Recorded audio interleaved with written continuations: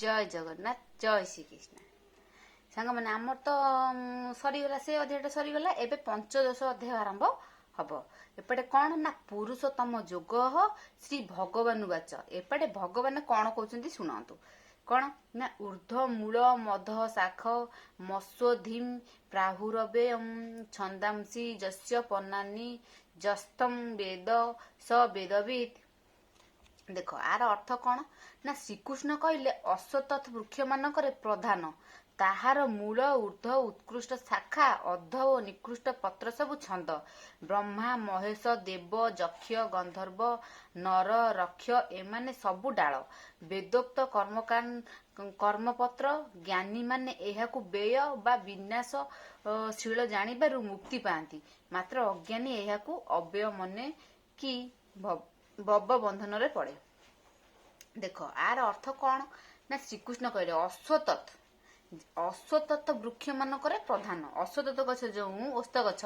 सी हूँ कौन ना वृक्ष जिते वृक्ष अच्छा सबुठारु सी प्रधान ताहा माने सब बतौଛନ୍ତି संसार वृक्ष रे जीव शाखा सत्वादि गुण शब्द स्पर्श रस रूप गंध ये सब पल्लव निज कार्य नहीं जीव अध ऊर्ध्व को जाए। देख भगवान कौन कहले ना जीव आमे माने आमर कर्म को नहीं बा आमर कार्य को नहीं कि आमे अध बा ऊर्ध्व माने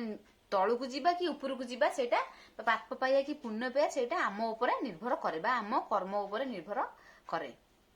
भगवान कहले सत् कार्य रे स्वर्ग को जाई पुण्य शेष रे उत्तम जोनि लभे जे असत पथ रे जाए से नरक भोगे कीटादि जोनि पाए। देख केते भल भाव भगवान आमको ये बुझेले कौन ना संसार वृक्ष रे ए संसार वृक्ष रे जीव होउची ए संसार होउची वृक्ष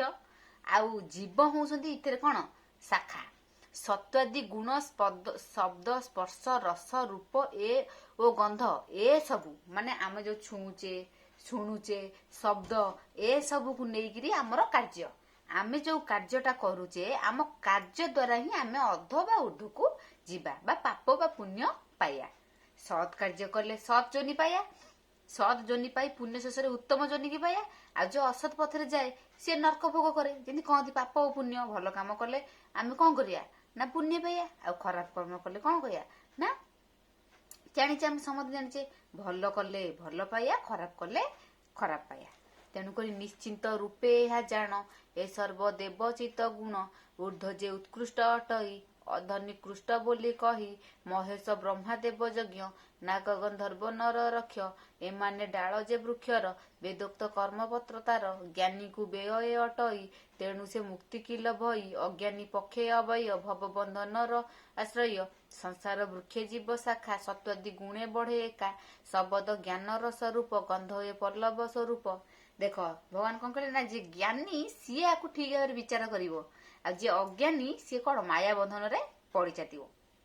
एठी हमर सबु माने संदेह दूर होला ना नहीं माने ये संसार होउची वृक्ष आमे होउछु शाखा आमर कर्म नहीं कि आमे सत असत बा उत्तम जोनि पाया बा खराब जोनि पाया सेटा आम ऊपर निर्भर करे। भगवान एठी हमर संदेह को दूर करले। जय जगन्नाथ।